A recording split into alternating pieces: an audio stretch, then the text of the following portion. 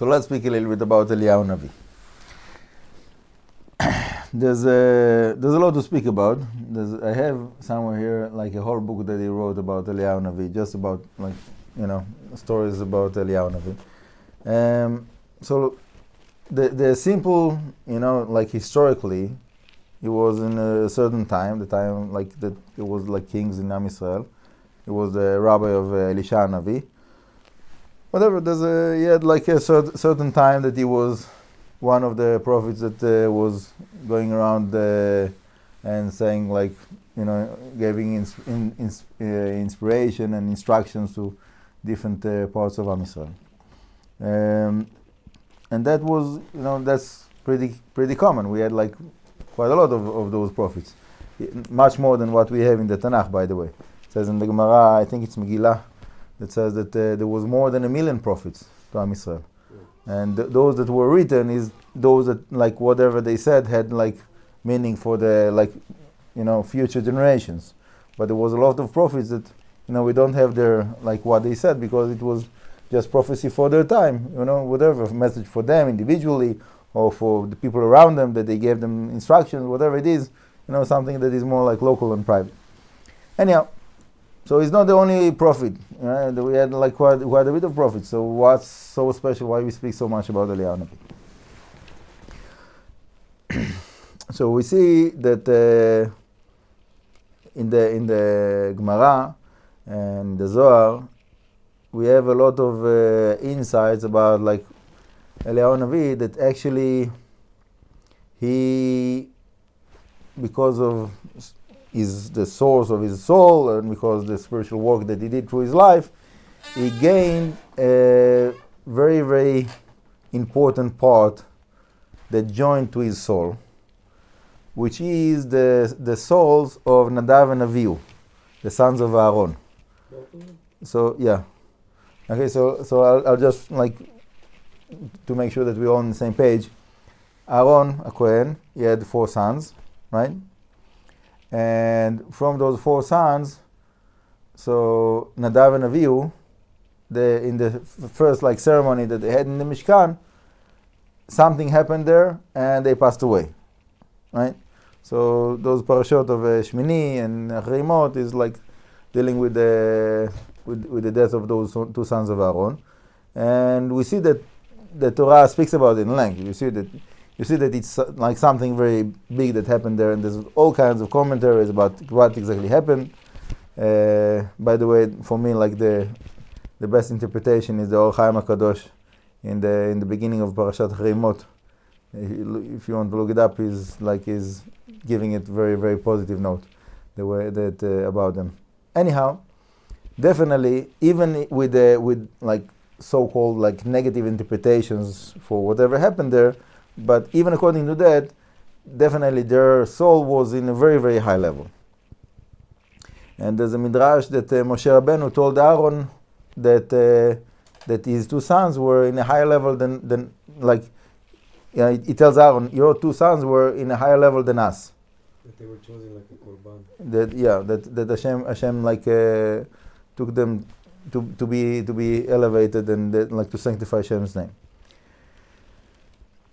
And sure enough, it goes even back more like historically, and it's related with certain part of the soul of Adam HaRishon.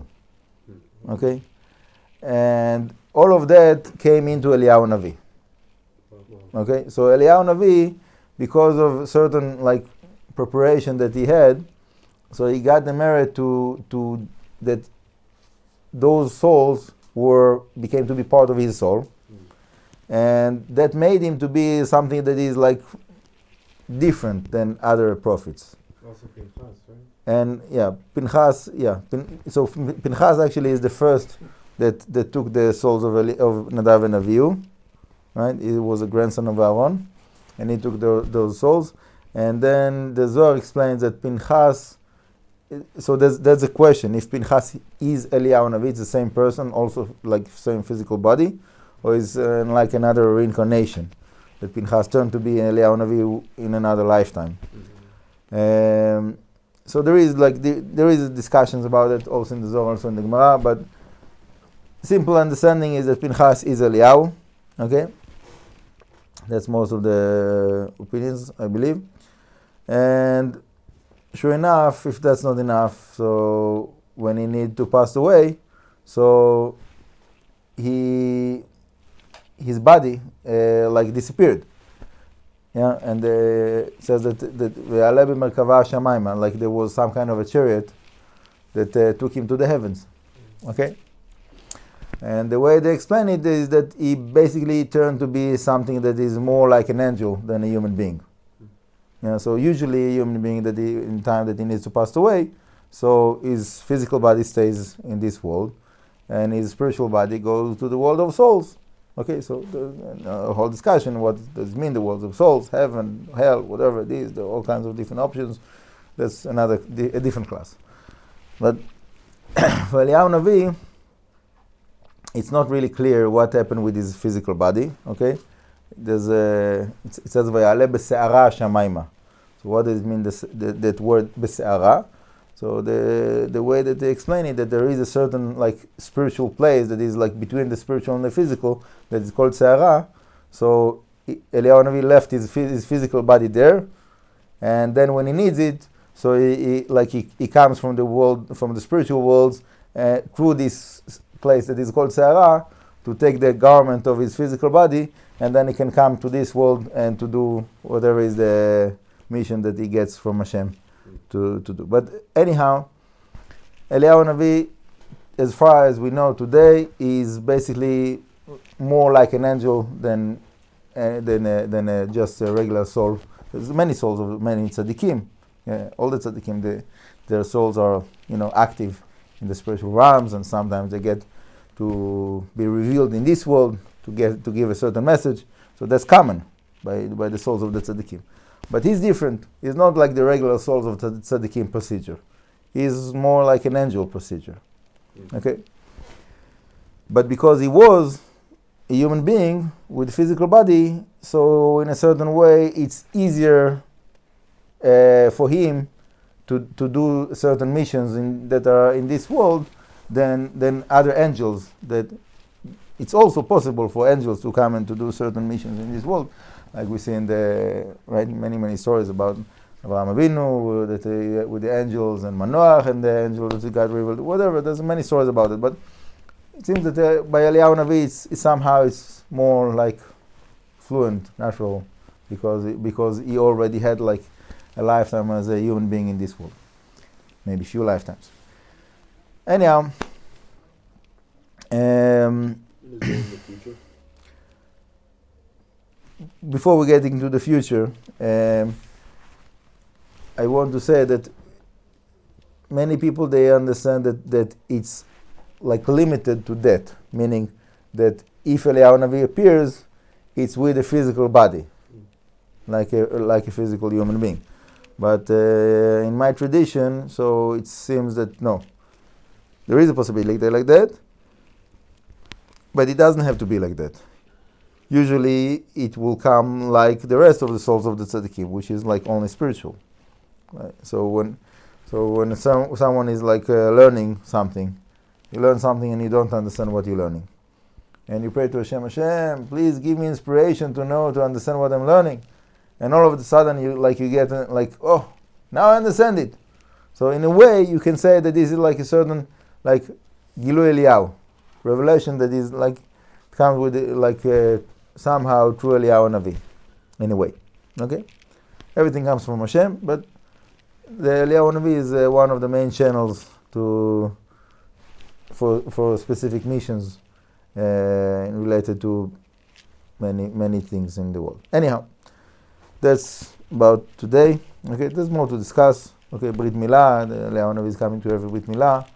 So, okay, different places we'll speak about. In the future, B'ezras Hashem, very soon, today, it says that Eliyahu Hanavi is going to come and announce that the time of the redemption came, and to announce that Mashiach is here. Okay, that's a simple understanding of certain sources that we have about Eliyahu Hanavi. And again, also there you can ask, does it mean like a physical human being that will come with a big microphone? Hey everybody, Mashiach is here. Would he need to use social media to reach out to people to inform them that Mashiach is here? I think he will be able to put pictures in people's mind to see, like between reality. Right.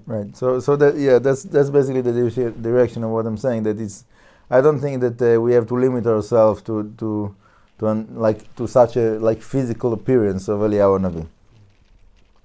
So for me, the way I look at it is that there is a certain level of spiritual realization that is called Eliyahu Hanavi, and this is prior to another spiritual level that is Mashiach. Yeah.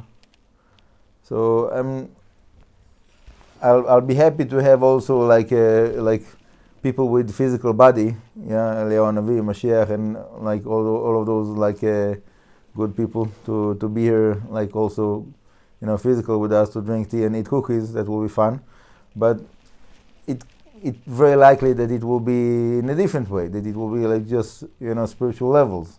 That it's a spiritual experience. So the way I understand it is that when someone is going through a spiritual process of elevation, so he can reach a certain level that is called Eliyahu Hanavi, and if he's continuing to his spiritual work and spiritual elevation, he can reach to a certain spiritual level that is Mashiach. And I'm not saying that the person himself will be Eliyahu Hanavi or the person himself will be Mashiach. I met many of those people around here in Kever David. People that came to me to announce to me that they are Eliyahu Hanavi, they are Mashiach, they are Kohen Gadol, they are this, that, all kinds of adventures and stories. And that's also fun, It's never boring in Kever David. But the idea is, yeah, it's in Jerusalem syndrome, I know. But I'm saying that the point is that I'm looking at the function of Eliyahu Hanavi as a preparation for the redemption. That it's something that we have to go through to get to a higher level of realization.